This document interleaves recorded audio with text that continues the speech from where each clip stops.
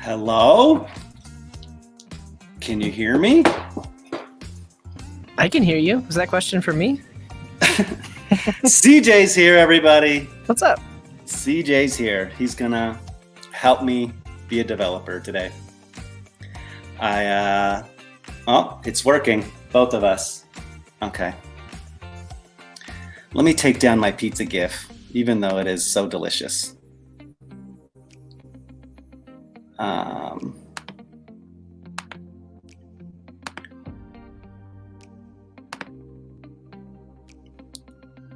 There's three of us because the third one is the music. That's how I had to sneak music into here. So, oh, CJ, we forgot to give you an avatar, but we'll be turning off the videos soon, so don't worry about it. We'll be going pure stream. Cool. The music has its own avatar? Yeah, I added that one. It's pretty. This is a cool little stream thing. I've never seen this before. Yeah, this is StreamYard. It's like a service. So it just runs in the browser. I got it from Chris on Code. Cool. He was using it. It was nice for pairing because I tried to do a pairing with Zoom and it was just terrible. But eventually I would, once if I do stream more, I would like to get to an OBS setup. That'd be fun, but for now. And I just set up the audio. We're listening to R&B station. Feeling a little nice. soulful. Sounds like late night. Yeah. This one does, yeah. It's the intro to Late Night with Chad. Mid-afternoon. All right. Oh, hey guys. Hey Puxa. Let me share my screen and show off what we're doing.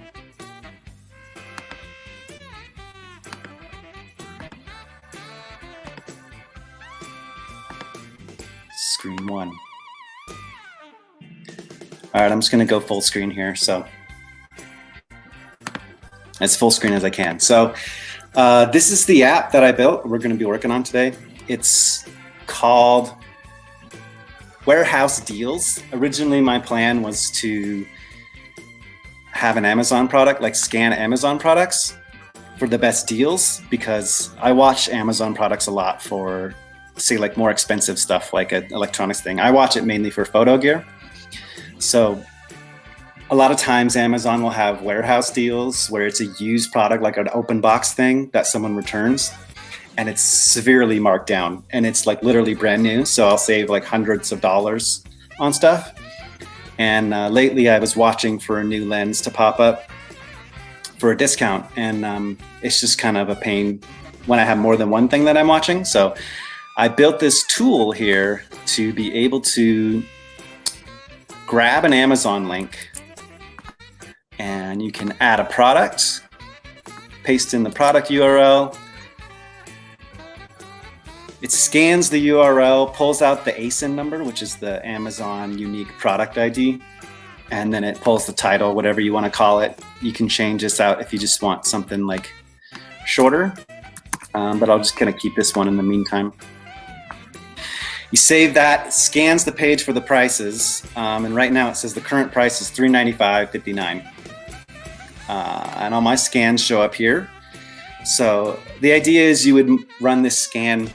Right now it's manually. You'd run it I do it probably every 4 to 6 hours because it doesn't change that frequently.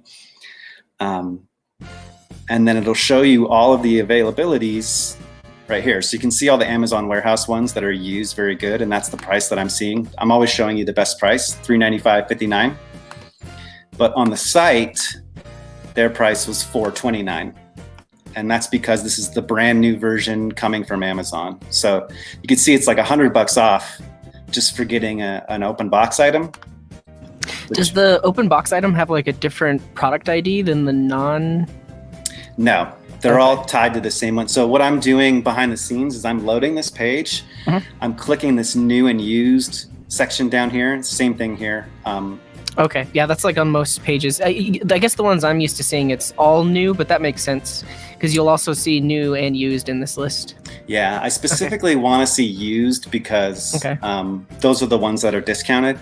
And they always say like, they have some details and stuff. I'm not necessarily listing that. I'm just looking for prices right now. And then if I see something I'm interested in, I'll go jump to that page and just research it more. But cool. Usually anything I bought from Amazon Warehouse has been really good. You might get like a damaged box.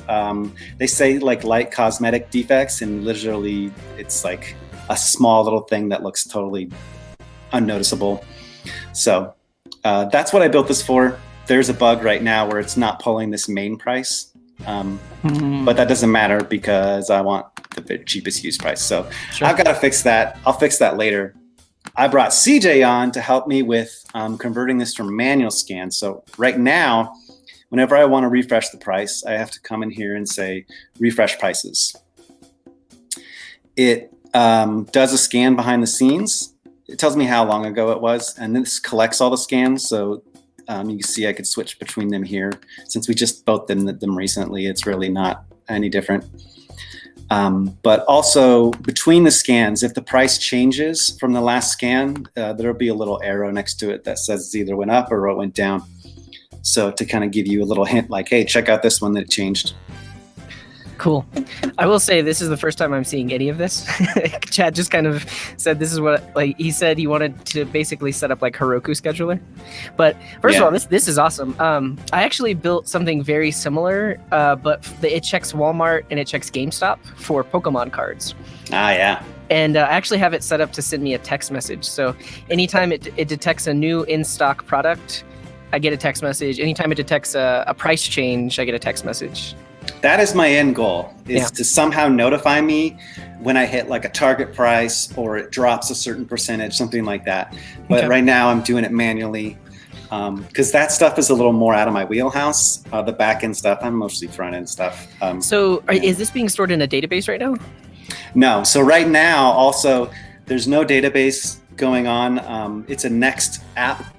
And it's running, I'm not really using kind of like the pre-rendering stuff really. I just use Next because Next comes with React ready to go out of the box, it's like a build tool.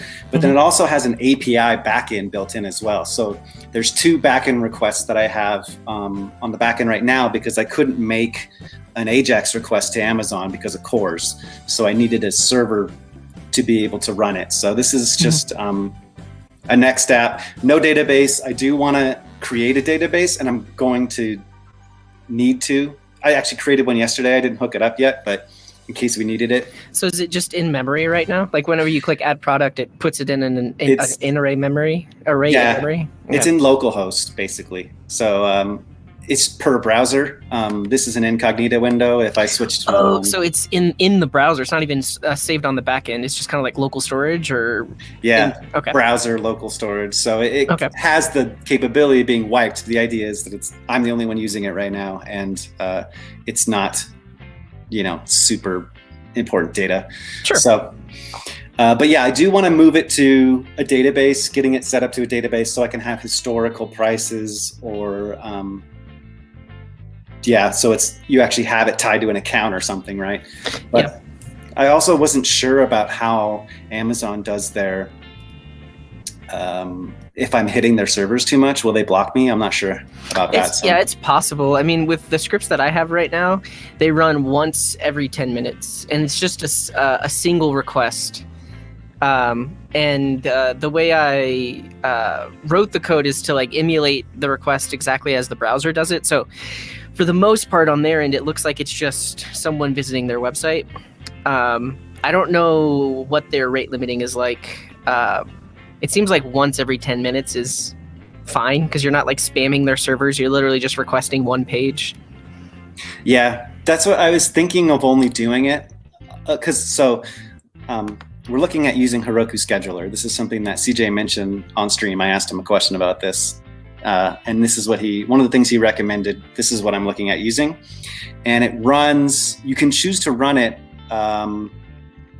hourly or daily. So I'll probably have to do it hourly, but I'm thinking of only running it every 4 to 6 hours, only allowing you to run it every 4 to 6 hours, basically. I mean, you can basically say, like, run this thing once every 4 hours starting now. I mean, are you still going to want to be able to just run it manually?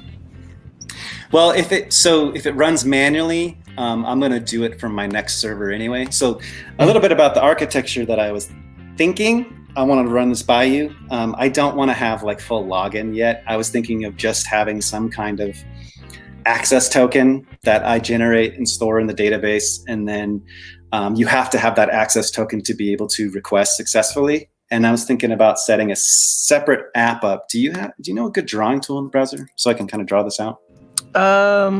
Draw.io or draw.google, or go to Google Drive and you can create a drawing document. This might work. I don't want to do that. I just want to draw for fun. Okay, cool. So, I can just start typing in there. Next app, this will be on Vercel. Here's another one. This will probably be over here. That's what I currently have deployed. This is front end only. The Heroku. Should blow this up a little bit.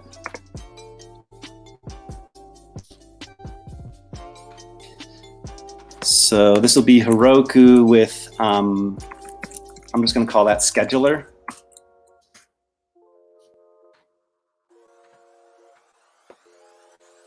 And this has, can I add more, text on top of it?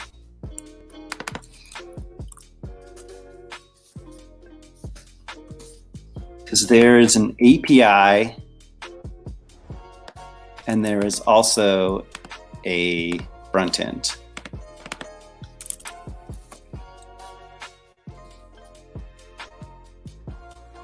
Now the R&B channel's like lo-fi hip hop, huh? Yeah, it's great. It's great. So I haven't been watching the chat. If I miss anything in the chat, let me know. Just Pokemon. Just Pokemon. Pokemon I have emotes. no Pokemon cards to open for you guys. I'm sorry.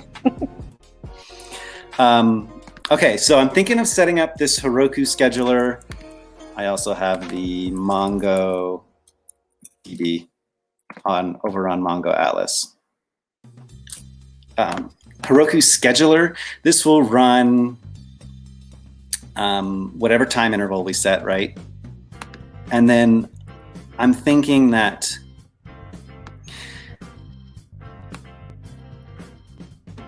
it's gonna hit my API every X amount of time that we say, and then I'm gonna do all the work on the API layer of deciding, like, do I run the scan from here? This is purely just for scheduling. And I want it to be super just ping this URL every hour or whatever, right? And then I'll do all the work here because this is the one that's going to be deployed more frequently. I can set this and forget it. And then this MongoDB will be tied between the front end or the API and this side. Sure. Yeah, I mean, I think that's a good way to go about it, just like you said, because then you don't have to update the scheduler code at all. I mean, that was my initial idea, is you basically write a script that does all the work that like one of your API functions is doing right now, and that is what you call from the scheduler. But if it just calls your API, then yeah, you can set it and forget it, and then your API, if you need to update it, it's always going to have the latest stuff. Yeah, so that's cool. My plan, to keep it simple, because I don't like messing with server stuff. I'm really bad at it. This is the wonkiest arrow ever, but let's keep it. So my plan is I'll hit the API. The API will say, Puxa, the scheduler is free. So that was something I was looking into. Yeah, I've used it for free. Basically, on your Heroku account, you do have to add a credit card, but you can use it for free. I don't know what would actually cause it to charge you, but you at least need to have a credit card on your account linked, but you can still use it for free, like in a free dyno.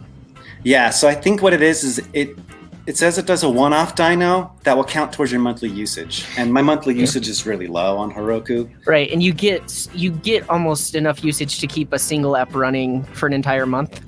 I looked at it. I think it was 1,000 hours, and Yeah. I was currently at like 100 something hours. Mhm. Well, something I looked at, I think Kyle might still be using my Everybody Writes app because there's 80 hours on Everybody Writes this month, and I haven't used that in forever, so that's cool.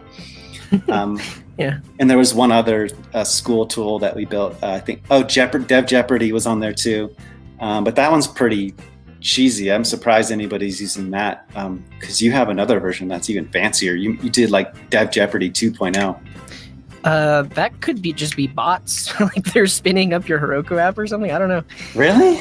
Like if it just comes online, I know Heroku keeps it up and for a while before it goes to sleep, so that could contribute to your hours. I have no idea. I honestly have no idea. But. So do you know a one-off dyno, does that incur costs, or is that still just part of the... No, it's still like the hobby dyno. It's still free. Okay, that's the only thing I wasn't sure about. I don't know how, Yeah. if you add a one-off dyno, does that mean you have to be a paid account or something I didn't know? No, and I mean, and if this doesn't work for what you need, you could spin up a $3.50 a month light sale instance, and you could just have a script running 24/7 on there. And that actually would be pretty easy setup because you don't need to set up like Nginx or certificates or Node or anything like that. It's literally just a server that's running 24/7 that is running the scripts that you want it to run, but it's hitting this API that you have created. But we can likely just get it working with Heroku Scheduler today, and then in the future, if for whatever reason it doesn't run all the time or something, I could help you spin up a little light cell instance. Yeah, I usually avoid AWS like the plague because every time I've opened their panel, it's been so daunting to even look at it. But that's the interesting thing. Lightsail is kind of like the it actually has a completely separate interface. When you go into it, it takes you out of the AWS console. And it's pretty simple. It's kind of just like create instance, add static IP. You can SSH into it right from the browser. It's pretty cool. Nice. Yeah, I have always done Heroku because it's simple enough for me. I know how to use it, but yeah. So this is what we're looking at. So first, I think we should build out the thing to ping my server every X amount of whatever. Yeah, let's do something super basic that just calls your API endpoint. After that, I think we're going to need to set things up where you actually are storing the product IDs you want to scan in a database. So that way, whenever it gets pinged, it can just iterate over those stored IDs to get the latest prices. Otherwise, it won't know, the backend itself won't know what prices to scan. Yeah, okay. But yeah, let's just get it pinging your backend. So Okay. I think for that, I would spin up create a new project directory, initialize it for Node, and then install Fetch or Axios, whatever you prefer. I usually do. I don't like Fetch on the server side, but Yeah, it's fine. I mean, I was using Node Fetch for a while, but now I'm just back to using Axios because it has so much built in. let me make sure I'm hiding my secrets in case I accidentally show that later on. Okay, so what did you say? A new Node backend? Yeah, so create a new, and I think this project is going to be totally separate, so that way you can just push that to Heroku and it doesn't try to run any of the other code or anything like that. With your Express generator? Is that the way to go? Oh no, like just a node, like literally a folder, and then do npm init. Oh yeah. It's gonna be like one. It's gonna be one script file with one function. That's literally all we're gonna need. I'm just gonna call this scheduler actually, because I might use this in the future for something else. Oops, I have another one that I've been checking manually for now, and that it's actually a browser extension that I just load on a page, and it checks this thing for stock availability basically. And I wanted to automate that as well, but I haven't done that yet either. So you've given me an idea though with Amazon. So like, because I'm trying to buy Pokemon cards all the time, I've only bought from Amazon like once or twice. The main reason being they have so many third-party sellers, right? They have anybody can create a shop and list on Amazon, but a lot of those shops have bad reviews because they send like resealed Pokemon cards. Basically, people order the packs, open them up, take out all the good stuff, and then like return it. And so you have to be really careful, but I've had good luck with things that are sold and shipped by Amazon. So like I might do a modified version of your app where it actually only alerts me if something is sold and shipped by Amazon and has a decent price, something like that. That was originally my plan, was to just look at warehouse deals, but then I just scanned it and I was like, you know what? I don't really care if it's from somebody else or not. I think later down the line, I might end up adding like filtering options so you can just filter those out if you don't want to see them. Yeah. But of course, that's Sprint too. It makes sense here. I mean, especially for like expensive camera gear, like people aren't going to sell broken stuff. And if they do, you can return it instantly. Yeah, that's why I buy a lot of stuff on Amazon, even if it's not sold from them. There's other ones like Adorama, which is a big photo outlet. They sell stuff on Amazon. And there's some other popular, bigger companies as well. But general people use gear on Amazon as well. But I usually just go for warehouse deals because I know for sure they're going to be amazing and I can return them if I want to. Like, honestly, with Amazon, I could buy a lens, use it for 30 days and return it for free, and I wouldn't have to rent it, which is pretty cool. I haven't done that, but you could do that. I'm sure people do, yeah. Yeah, because there's an expensive lens, and to rent that thing, it's probably a couple $100, but for a weekend, right? And as long as you take care of it. Yeah, you break it, you buy it, but whatever. Yeah. Poops asked, what is the disadvantage of using a CSV as a database for a small project?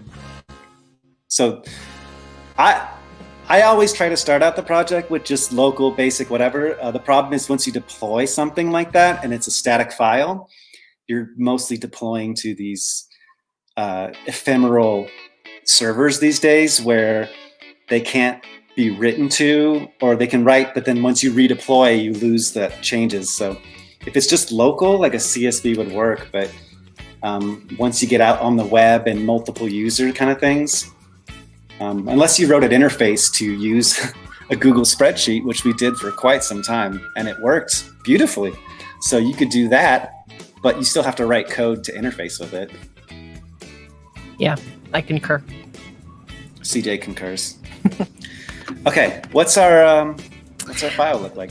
Well, first in the terminal, let's do an npm init, so that way you get a package JSON, and then install. Are you familiar with Axios? Like, do you use that?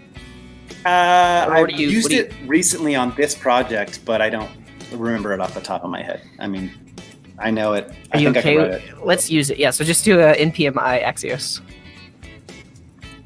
You use npm these days? Yep. Let's see. Cool. I try to go back to Yarn just because a lot of my tools that I use, if Yarn is available, it goes with Yarn first. So right. Yeah. I think that's all we need. And then in the file, just bring in Axios.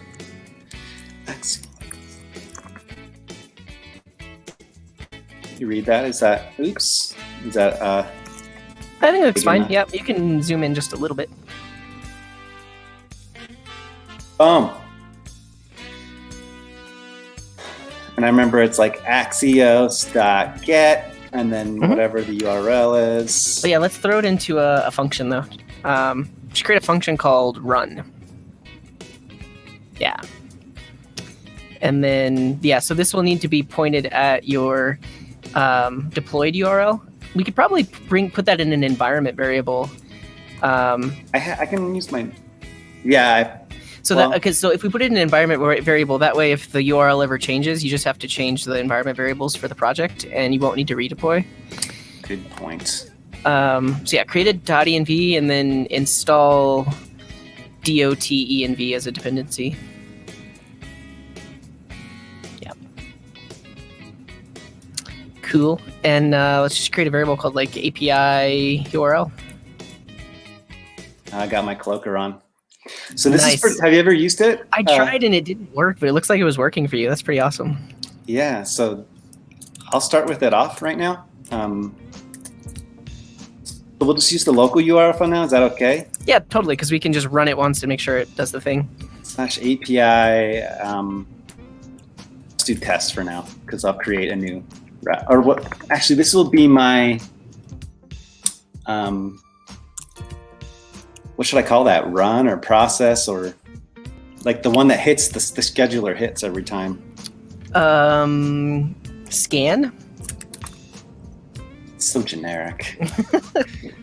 Like refresh, get latest. I don't know. Or probably just API/latest because it's a GET request to get the latest. I don't know. Oh. Anything works. I'm just going to call run process because whatever the process is, it could do other things like database cleanup. I might end up deleting scans after a certain amount of time as well. So I'm just going to hit this one for now. Okay. Sure. And I guess while we're here, let's go ahead and create another environment variable for like the API key. And this can just, this is basically like a password that's kind of just like hard coded. So it could be like 1, 2, 3. And then in your backend route, you can make sure the API key equals that. But when you deploy, make it something secure. Of course. Mm-hmm. So check this out. This is a VS Code extension called Cloak. And I use the command shift. I'll just do the one here. So you can do hide secrets, and it just hides it on screen. Wow. Yeah, that's great. Beautiful, huh? Yeah, I need that for sure. I mean, I think I installed it when it was like in beta, and it didn't work for me. But I'll have to look at it again because I've revealed some secrets on stream before. Yeah, I was really worried about that because normally I don't think about that stuff, and especially on stream, I would not want to do that. But okay, so this is going to be process.env.api URL. Mm-hmm. And then we'll probably add the key on as well. Well, let's put it in the headers. So instead of just like in the URL. Yeah. So if you do a comma after the API URL, and then specify headers, and that can be an object. And then the common way to do it is actually to have a header called x-api-key. Mm-hmm. And then set that to that. env dot, what did I call it? API key. Probably. Cool. Let's make this an async function before the function keyword. Oh. Cool. And then we're going to await that, but let's wrap it in a try catch. So just in case it fails, we can do some logging, and you'll be able to see that in the Heroku logs. Yeah, one thing I would definitely like to have is if the scan fails, keep track of that so I can somehow just know, but it's down the line. Yeah. And this will be just result or? Yeah, call it result because result.data, I guess right now you could just console.log result.data because result.data is the body of the request. .data. Yep. And then here, let's log the error. And then let's also log. So the cool thing about Axios is if it's a network or an HTTP request error, it actually tacks on the response to the error object. So below that, just do like a little if statement and say if error dot response and error.response.data console log error.response.data. And so if your API responds with with JSON that has like more detailed error messages inside of it, you'll see that in your logs here. Okay. Cool. Should I label these, or will I be able to obviously notice that? You should be able to see it. I mean, okay. I mean, you might, I don't know. On line 11, you might say like success, comma, result.data. If you really want to. Line 11. Success. Yeah, I usually label them because I always get confused about what's what. Yeah. But Node, it's especially hard for me. And actually on line 13, log error.message. Yeah. And you might put error in front of that if you want to, for labels. Well, then I'm going to have to label this one too. Yeah, let's call that one error response. Yeah, there you go. Response. Oops.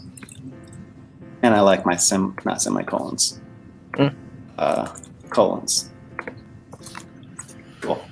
Great. I think we've done it. Now all we have to do is call the function. So like right there, just call run. Yep. And Run. because the idea is you basically tell Heroku, hey, run this file once every 4 hours, and it literally just spins up the file with Node, runs the function, and then shuts down. So Cool. that's all we need. Yeah, I thought this stuff would be thin. So let me add a git ignore. Sure. For the env and node modules and git init. Maybe we'll put more in there, but I'll just save that for now. Yeah, and in the package JSON, let's set a start script. I don't think we need. I think if we set a start script, then it'll be easy to point at it for the scheduler. So yeah, just change that to a start, and then you just do node index.js. Cool. Yeah, now we just need the backend endpoint. You could try running the file, and it should error out, like it can't connect to server or something like that. So I just do start. Error. The URL must be a string. Oh, we need to bring in the .env file. Oh yeah. I expected an error, but I mean, we got one. .config, right? That's the one. Okay. And I don't need to save anything from that. I mean the cons, but okay. Right. Oh, okay, I get it. Because your localhost 3000 is actually running, but it's just a 404. Yeah, so that's the next 404 page. Yeah. So look cool. at that. Let me copy my. Oh, did you see that though? Oh, that's a bug. I guess because it's a URL, huh? Yeah, because I was holding command so I could copy it, and then it switched to the clicker. But so that's the page we're seeing right now. Is this page? This is my NextJS app running. This is the API backend run process, and we're getting the HTML contents of that page basically. Mm-hmm. But in my next app, so we can make that page under pages. I moved everything into a source directory because that's how I like to do it. Yeah, I'm not super familiar with Nuxt. I just know that it looks next, not Nuxt. Sorry, Next, which is the React Nuxt. Yeah.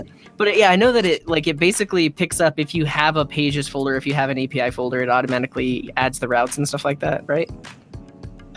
Yeah. So normally when you run like a new create next app, it has a pages folder and there was styles maybe in the root, but you can add an SRC folder and then move everything in there and it automatically picks that up. They check there for config as well.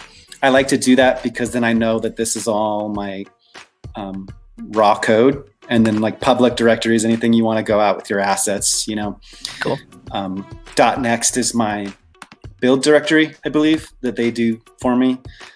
And then, I like Next because it's just super bare bones. Like it didn't even come with this components folder. It just came with pages, API, and like an index, just a few files. It's not a lot really.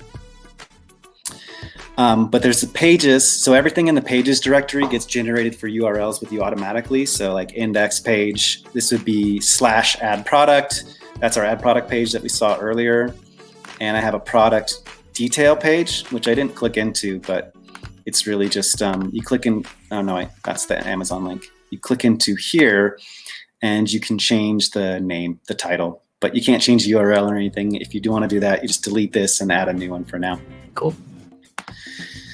So, Lapsy, yeah, I don't like semicolons. I started writing without them, and I really love it. And then I recently started a new work project where the linter wanted semicolons, and it was throwing me for a loop.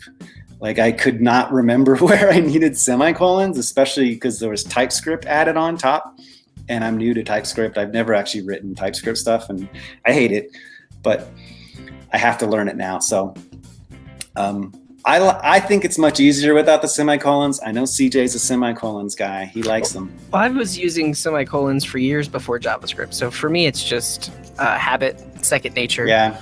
Also, there's an argument that if you don't use semicolons in JavaScript, you're basically depending on the runtime to fix your mistakes, because that's what it does. It actually inserts semicolons where you didn't put semicolons, where they need to be. Yeah, I'm happy with that. I'm totally fine with it. I mean, I've only run into one case where it messes me up, and that's if you do something like maybe you have like a parentheses around something, and then afterwards you try to like write some more code. It usually gives you an error because it thinks that this actually. Yeah, other way, because then it thinks that "hey dude" is a function if the next thing's in parentheses. Is that what it is? Yeah, because well, and then on the next line, like I don't know where this would even come up. I guess in React, if you're an array like that, and it thinks you're working off the results of this. Right. So that's like this is the result of a function invocation, and then that result is expected to be an object or an array, and use bracket notation into that. Yeah. So that's the only case I've ran into, and it is the first time I did it. It did get me pretty good. Like I spent a little while debugging why it wasn't working, but since then I just find if I miss a semicolon, I spend so much extra time adding semicolons to places and making sure I have it in the right spot, especially after like something like this. That one I always forget, so I just turn it off. It's not for me, okay? Okay, so we're creating our API route for the new one. So these are the other two I have. Scan all offers. This is the one that actually, when you do a refresh, it scans all the offers on the page. And so they're running Express under the hood, and you're basically just exporting middleware. Cool. I think that's what it is. But it is tied to the route, so it is only for this route. So they don't even give me stuff like, I have to check the method and sure, stuff like that. But I mean, it's kind of like a serverless function, and when you deploy to Vercel, that's basically what it becomes. These are little serverless functions. Yeah, so that's cool because I'm now serverless developer, right? Basically. So it's really bare bones, but for my needs right now, I'm cool with that. And that's also why I don't want to worry about doing auth and stuff yet. I mean, personally, I just hate adding auth ever.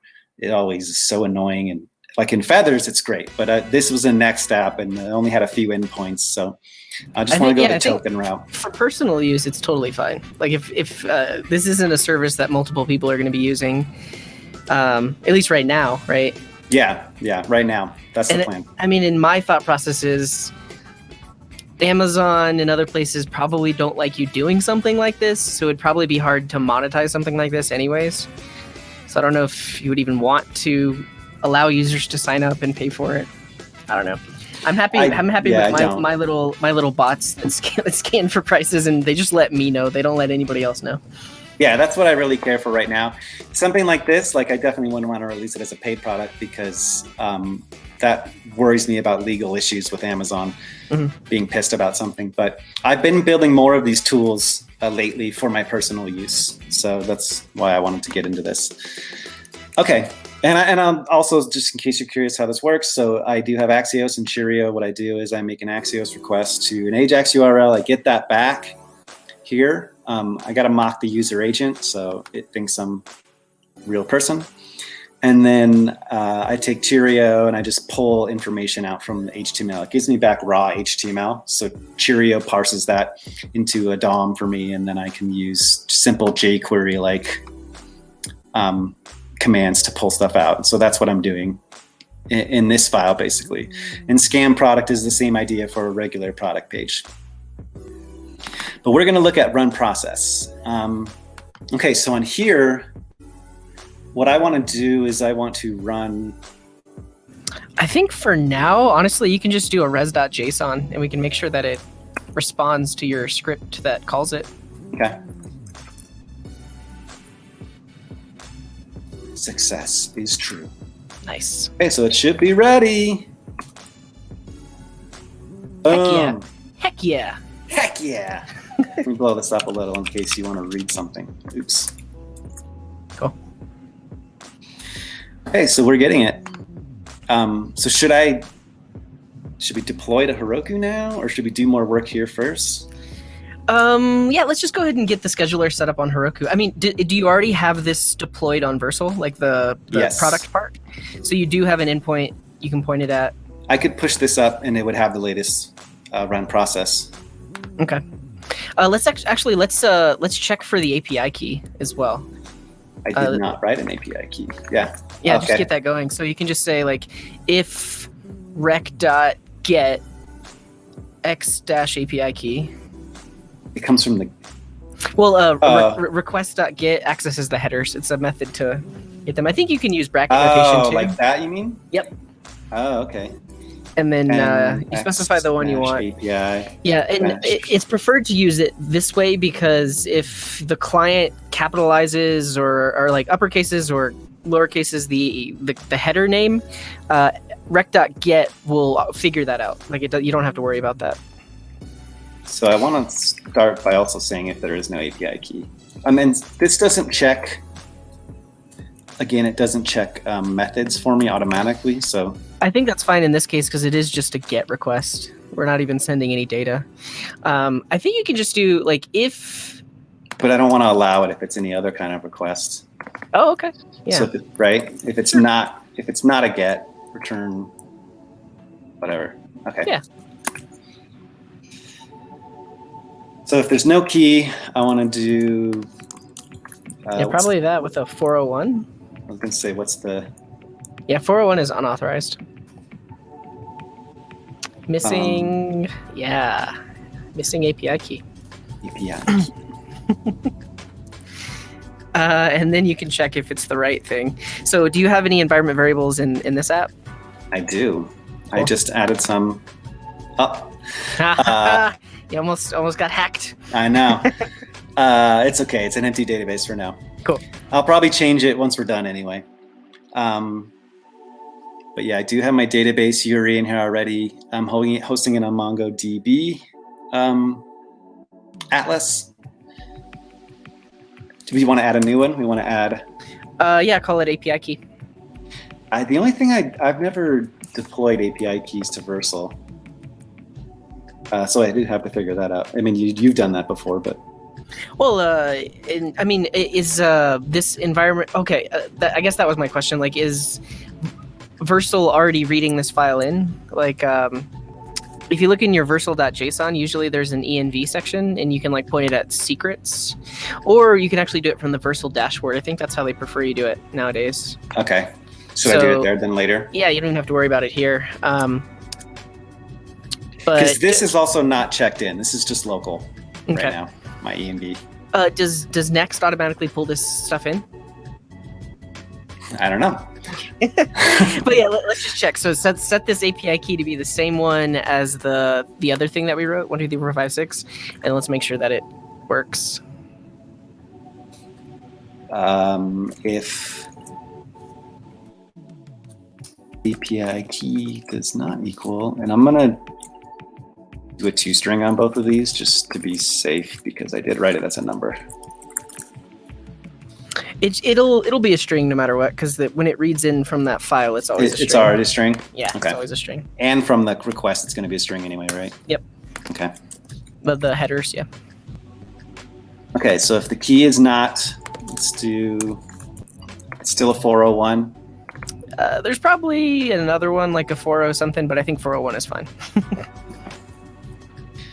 Otherwise, we'll do that, right? That's it? Yeah. Wonderful. Cool. Now, see if it works. Yeah, I think it's going to fail. Failed with status code 500. 500. Rec.get. It's not a... So I wonder maybe they don't have the full... Yeah, maybe it's not Express. Actually, I don't think it... This is probably more like Vercel serverless functions. But yeah, you could probably just look up the docs for that rec object to see how to get the headers. API routes. Yeah, it's it's HTTP. Yeah, check that out and see what methods we have on it. That's raw node. Yeah, like the raw node HTTP message thingy. Is there a shorthand for this? How do I have to scroll down each one? Headers? That's probably it. I was just hoping there was a Shorthand. a method we could use. Oh well, yeah, you could just do rec.headers. Oh, I just saw http.get, but was that I think that might actually be a request? Well, that's HTTP. It's not the request.get, I believe. Okay. So rec.headers or message.headers. Key value pairs of headers. Yeah, so you can just use bracket notation on it instead of rec.get. Cool.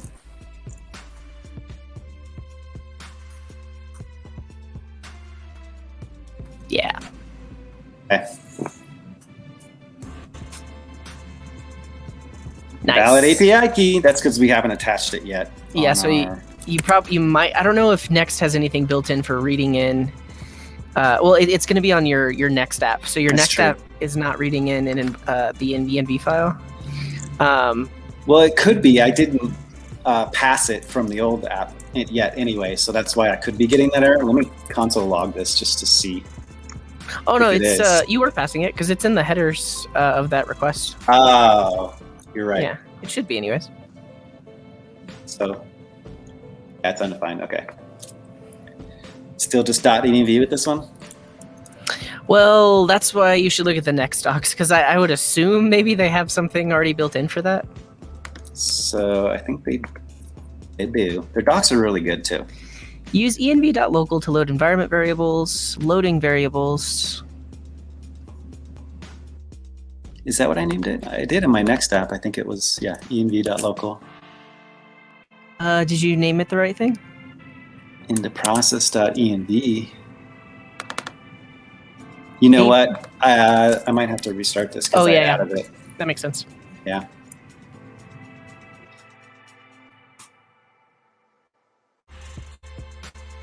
Oh, nice. Magical. Cool. So yeah, deploy. I think we're ready to go. I would deploy the Vercel app, so that way that endpoint exists, and then we can set up Heroku to call it on a scheduled basis.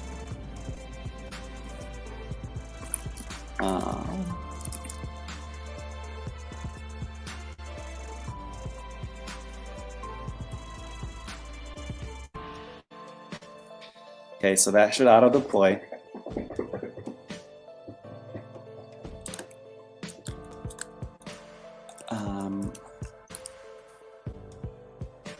Do I need anything for it to pick up that on Heroku that this is a Node app, or does it?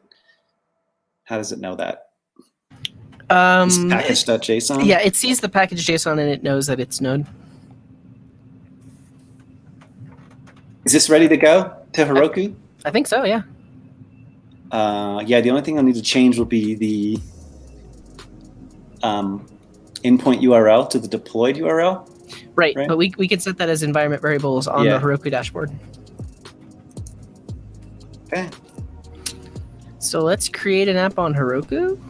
Let's see if I'm logged in already. Okay. Oh. You might already be logged in. You might not have to log in. Just kill it. Wouldn't it already say that though? I don't think so. It'll just overwrite your existing login. Try typing Heroku create in the terminal.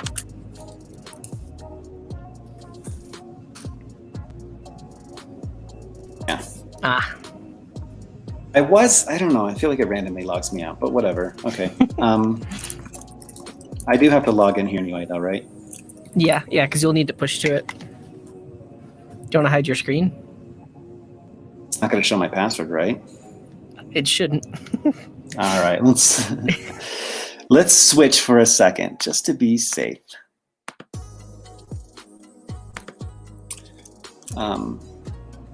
What is my password? 1, 2, 3, 4, 5, 6. I'm logged in.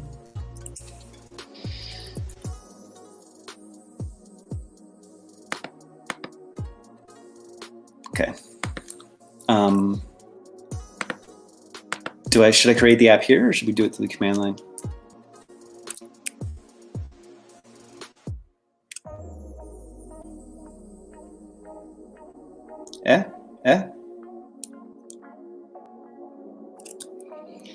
I was muted. Sorry. Yes, created here. Go to the audio only screen. Like hide your screen for a second. I want to show you something. Okay.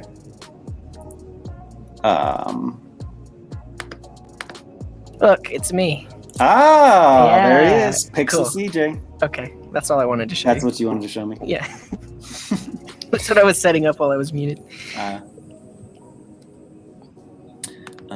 Task scheduler X. Oh, it's taken. I don't want to use triple X. Oh, I can put a dash on the end? That's interesting. That doesn't seem right. I usually prefix mine with CM because that's my account name. Okay. Cool. And then on the left, well, actually, let's go ahead and create your environment variable. So if you scroll up and then go into settings, click reveal config vars. There shouldn't be anything in there. Great. And then we need to add the API URL, and that just needs to point to your deployed Vercel app, wherever that is. Okay. That is warehouse deals. Cool. Well, you probably need the full. And I want API/run process. Click add. And then for this, I would hide your screen. So put an API key here. And then we'll need to go into after you set that and make it something secure. And then after you set that, we need to go into the Vercel dashboard and put the same secure API key. Environment variable. Okay. Keyboard cat.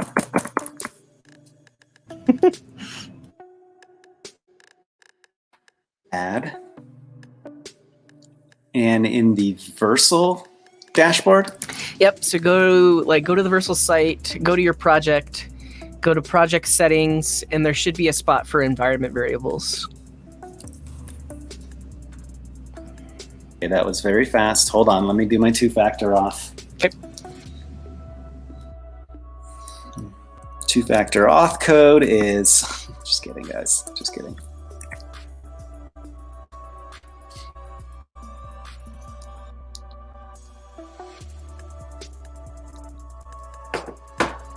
Okay, from the dashboard, I go to settings. We'll go to your project and then go to settings. I'm in there. Environment variables. And then which type do I want? What are your options? Plain text secret provided by system. Plain text. Yeah, this is like the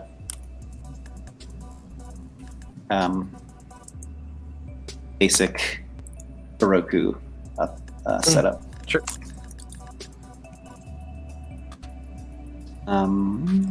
Which environments do I want it to make it available? Production, preview, development, just all of them, I guess, right? Probably all of them, yeah. I mean, I don't know if you have separate deployments, but I would just make it available in all of them. I don't yet, but let's not try to mess it up and debug that later. Automatically expose system environment variables is checked. That I assume that's normal. I think that makes sense, yep.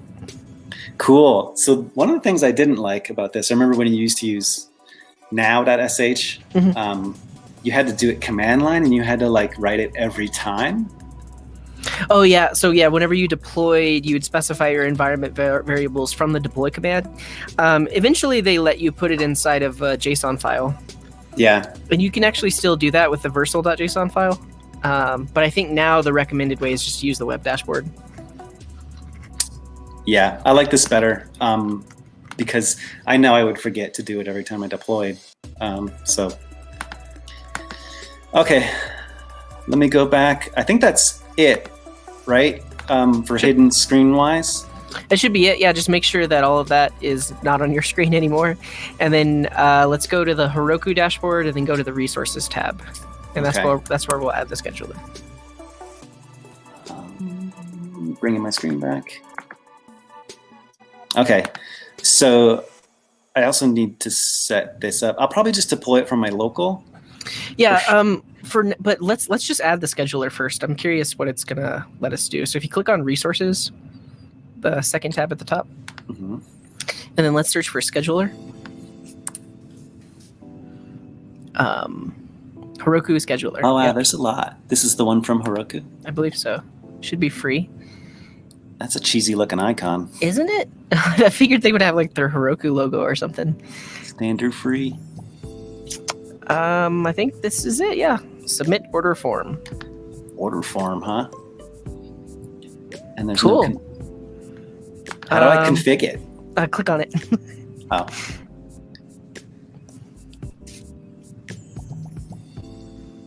Cool. Create a job. Oh. Yep. Great. Awesome. Yeah. And so we don't have to set this up yet, but you'll see where it says run command. There, we'll just do npm start. Yep. Oh, performance. Yeah. And then the higher performance probably costs money. So should I do it every hour on the 0, or should I try to set it more to like 40 so it's a couple minutes away? Yeah, that's what I was going to say. I mean, can you run it every 2 minutes for now? And that way we can just look at the logs? Every 10 minutes? That's the best it can do, man. What about every hour at? And then, okay, yeah, I guess the minimum is 10 minutes, isn't it? Well, yeah. Okay, yeah, so do it every hour at the 40-minute mark. And so it should run in 6 minutes. Should I just do every 10 minutes so we don't have to change it? Or... Why not? Yeah, let's do that. Okay.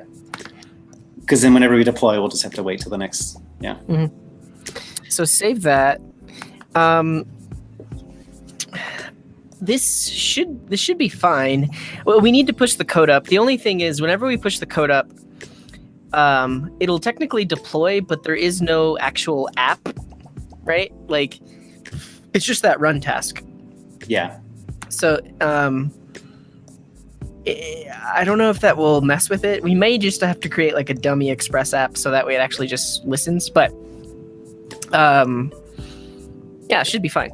Because it would like run it and then kill it. Right. So when we deploy, it's going to do npm start, and actually it's going to run that command. But then the app isn't listening on a port, so Heroku is going to think that it's not going to think. There is no process. It's just it hasn't spun up.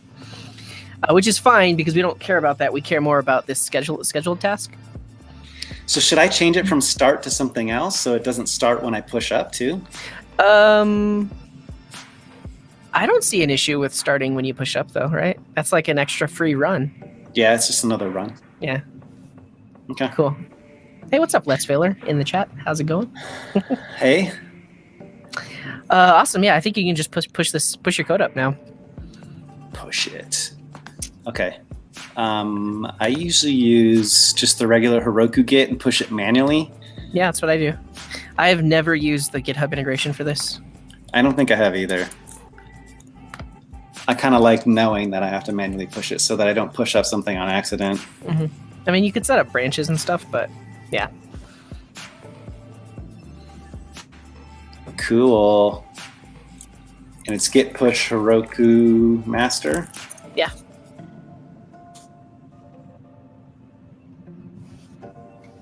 We're going live.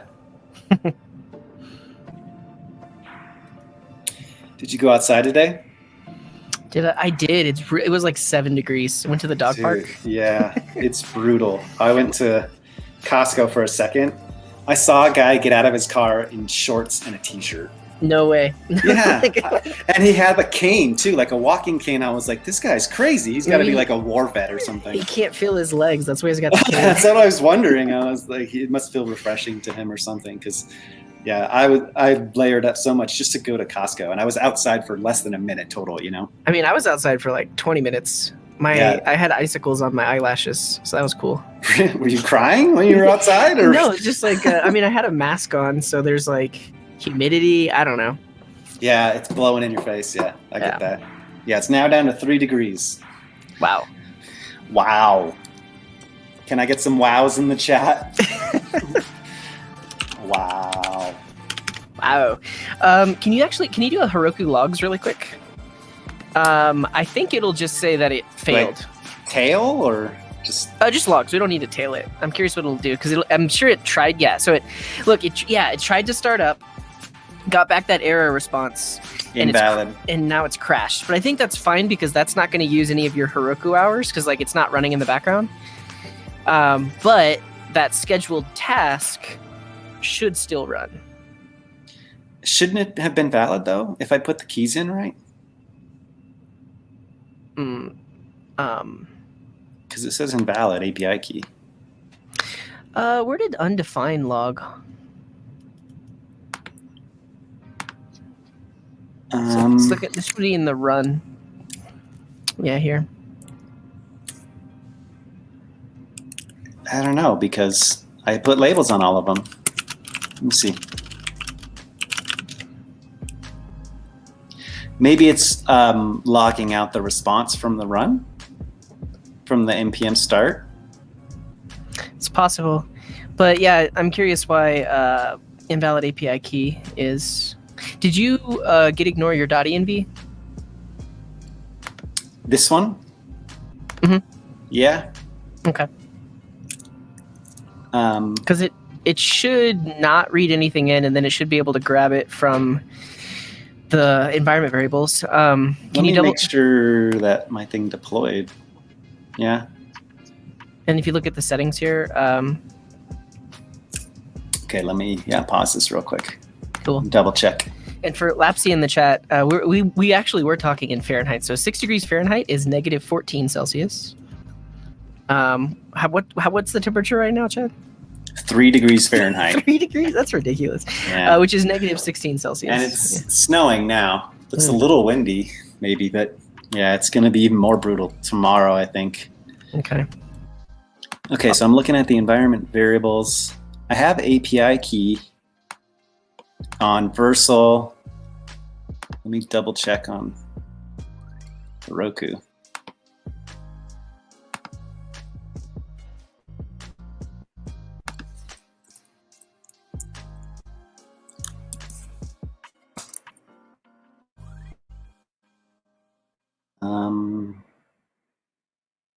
Yeah, they're both there. Ooh, throwing it back with some old school tunes. Let me make sure I spelled them right. Yeah, all caps API underscore key. Yeah. Oh, Puxa says they've never seen snow. Where are you from, Puxa? Southern Hemisphere somewhere? I don't think I saw snow until I was... Actually, it was 6th grade. Vercel, yeah. Nice. You ever seen rain before? Yeah, I bet they get some crazy storms. Okay, show my screen again, but I'm pretty sure I have everything in there correctly. Click on the settings here. Well, yeah, config var set. Okay, make sure that your API, like for now, set your API key to something stupid simple with no special characters or anything like that. Because it could be like special characters are messing it up. I don't know what you set it to. I didn't do any special characters. Just letters and numbers? But yeah, let's try something simple. Okay. And I can show that, right? Yeah, because you're changing it. Well, there's my old one. Yeah, and there's only a few people watching, so... I guess this will be in the VOD. Just make sure to change it once we get it working. Yeah, I probably will do that. 1, 2, 3, 4, 5, 6. Great. And then over on here, plain text. If you scroll down, it's in all environments. Okay.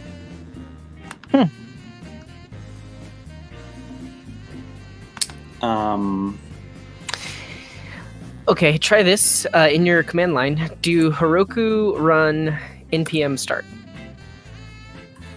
Oh, I didn't know you could do that. I should just try to run that one task, and we'll see if the API key is good. Invalid API key. Maybe you need to redeploy? I don't know. I don't see why I would redeploy, right? But on Vercel? I don't know. Oh, on Vercel again? Oh, because maybe when I change the key, it doesn't do it for the prior deployment? I'm guessing. I don't really know. Okay, let's try it. How do I deploy again?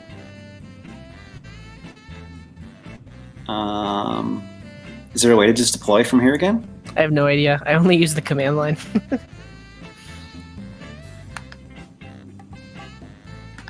redeploy.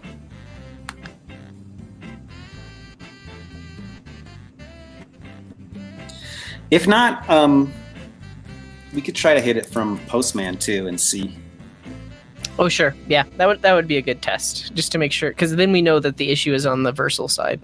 Yeah.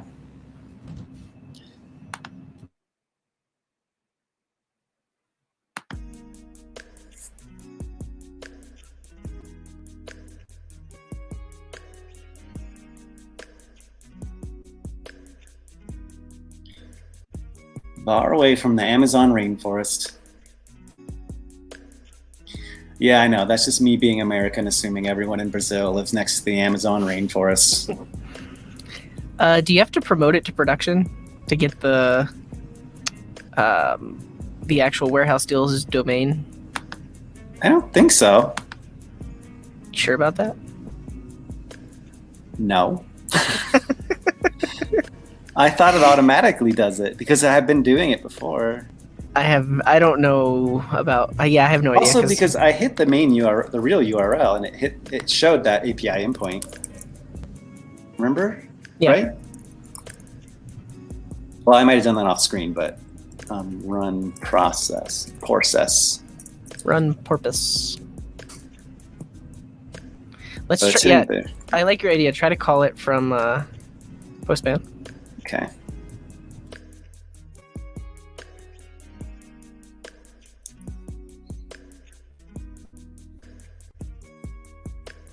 Fasten your seatbelts.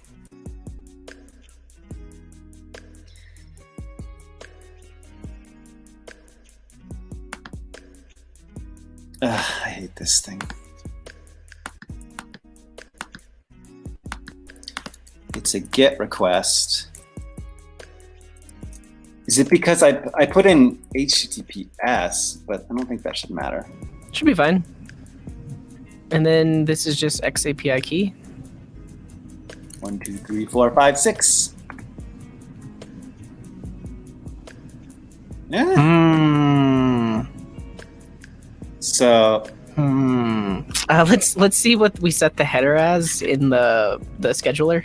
Do you think it could be because of .env? I don't think so, because whenever it's in your git ignore, so whenever you deploy, that file won't be there. No, it's in the index. Though, I mean, in here, does that mess up my process and try to force it from there instead? Oh no, because that .env file won't exist on Heroku. Yeah, and it is hitting the API URL still. So let's just console log what the API key is inside this function, just to make sure that it's being read in, and then push this to Heroku.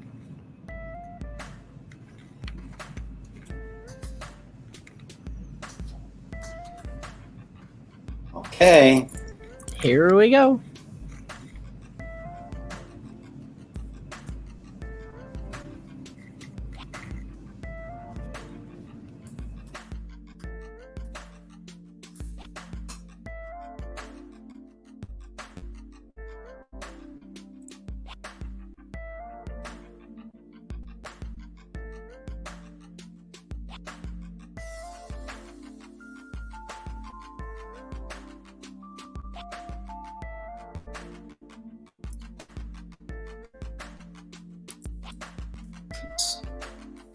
Heroku logs. Think it'll be up there yet?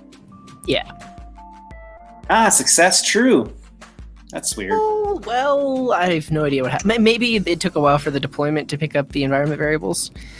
Yeah, maybe because now it's working. Now it's working. So yeah, that's so cool. You probably remove that logs just so your API key isn't in the logs, and then and then you're ready to go. Now you just build the rest of the app. Boom. So should we work on? I don't know. Do you want to work on other stuff with me, or? I think I'm gonna go. But if you at any point want to pair again, or if you have questions, I'd be happy to. I'd be also happy to like talk through what you're gonna do next if you want to. Yeah. Let's look at our diagram. 1 second. Let me. Did I already commit that stuff? No.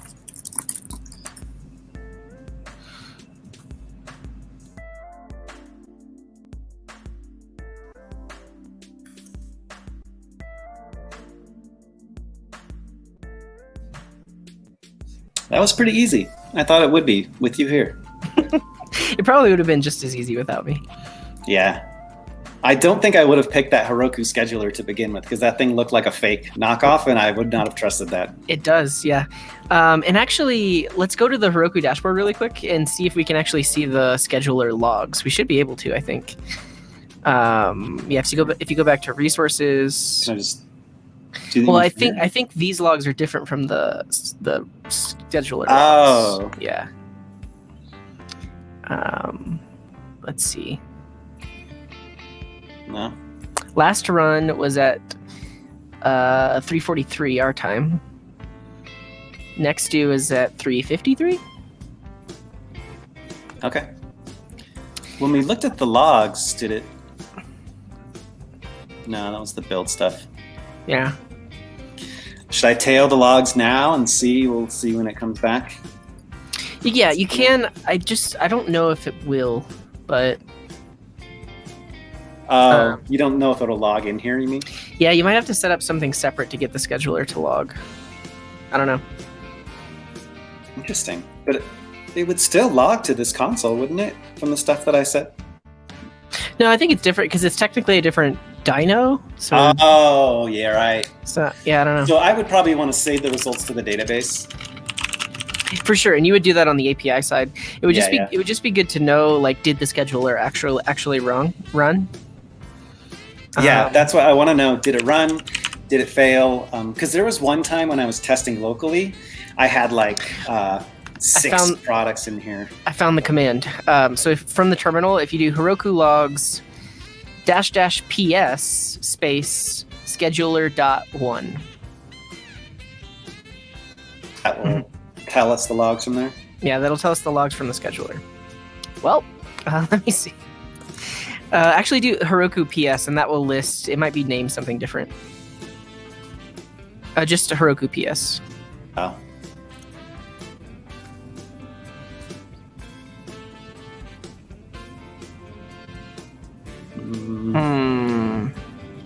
In their documentation, it lists the scheduler too. Maybe it only shows it when it's running.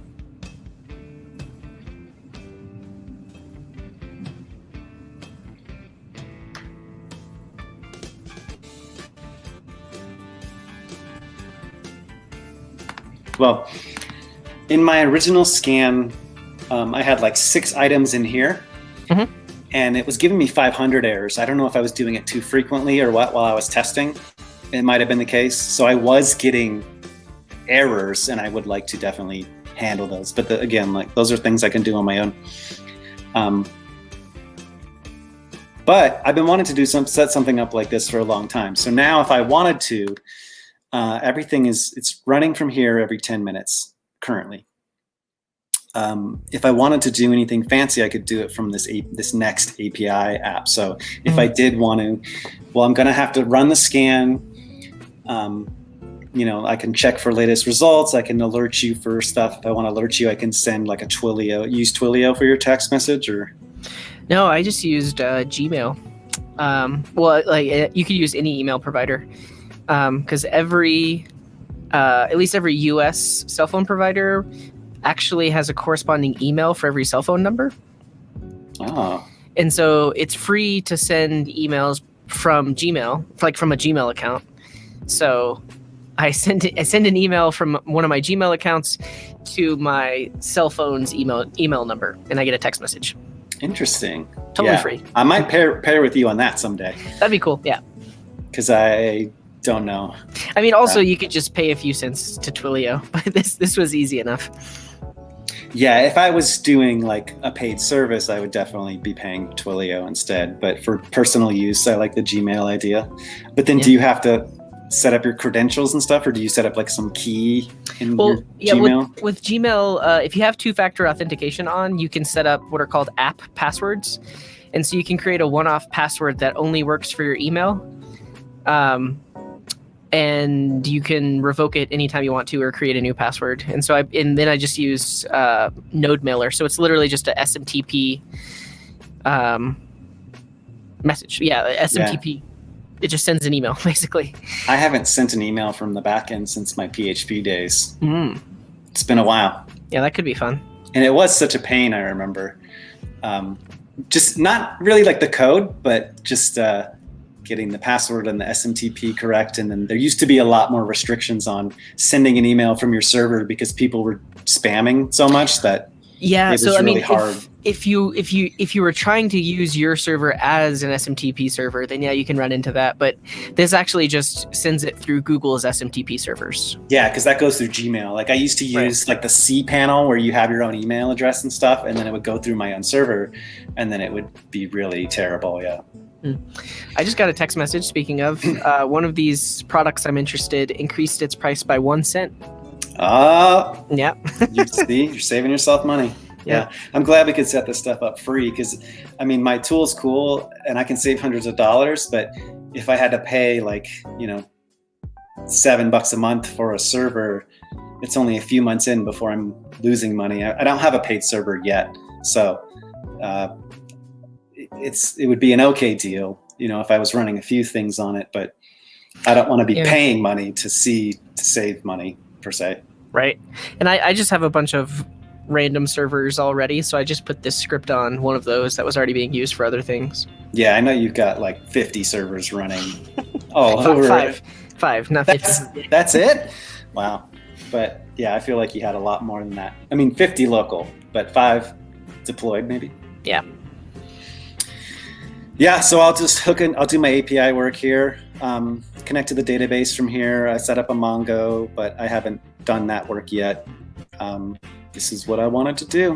Yeah, I think the one thing you'll need is, instead of just putting things in local storage, like whenever you add a product, that needs to go into your database.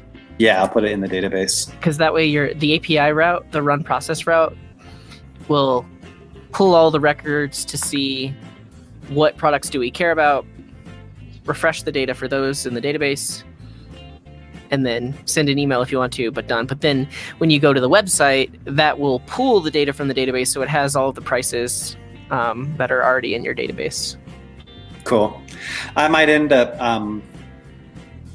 allowing multiple API keys and then just using that to track like which account it belongs to or whatever. Right. So yeah, that makes sense, because like the scheduler probably has one specific API key for running the schedule, and then you probably want some other API key for being able to add products or remove them. Yeah, and if I wanted to do multiple, I guess in the env, I could just do like a comma separated list and then. Yeah, you just have to parse it out yourself. Yeah. But yeah, you could do comma separated, and then inside of your next app, read in that environment variable, split it on commas, put that into a map, and then check the map to see if one of the keys is in there. Yeah. Okay. Or you could put it in your database. You could actually have a collection that has API keys in it.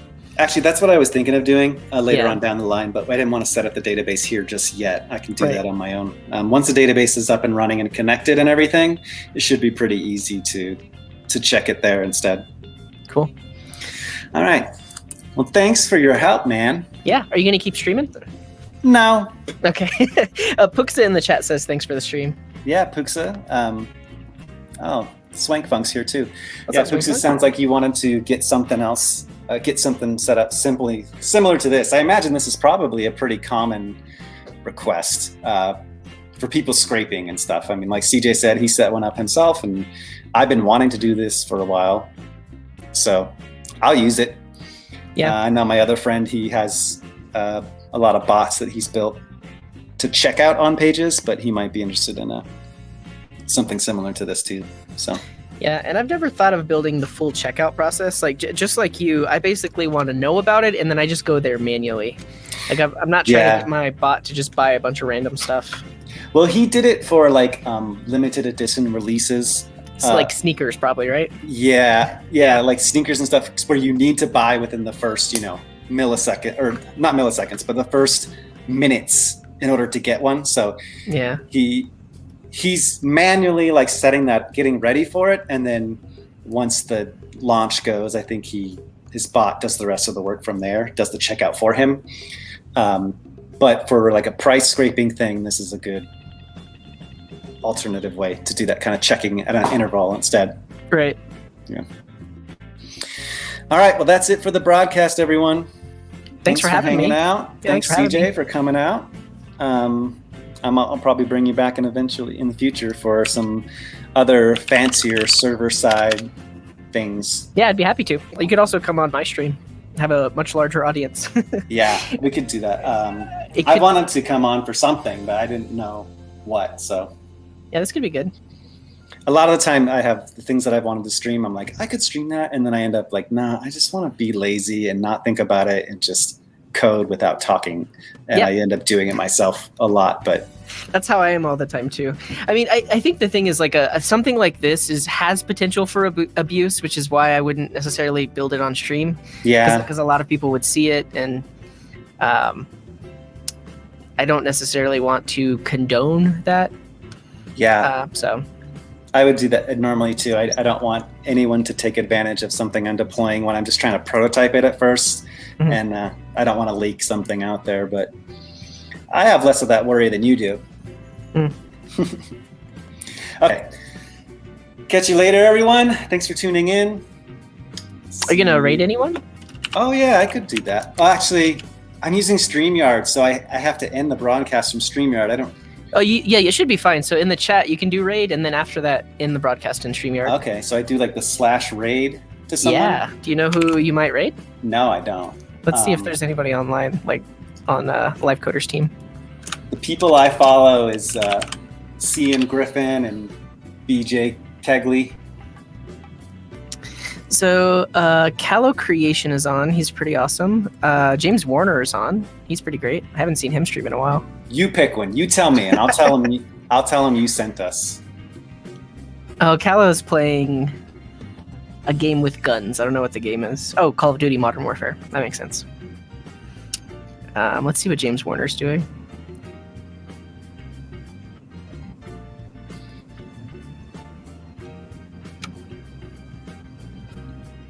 Oh wow, he's been live for almost 8 hours. Dang. Yeah, just raid James Warner. He's awesome. Okay, so I just say his name. It's his channel. So I just sent his name in the chat. So in your chat, do /raid space and then his name. Okay. Let me make sure I spelled that right. 10 seconds. Get ready, everyone. Well, it'll be like 30 seconds after that. Will it really? Yeah. So it does the 10-second countdown, and then you'll have to click specifically raid to make it happen. Oh, I have to say. Okay. 4 viewers. All right. Is everybody ready? I'm ready. Yes. Say.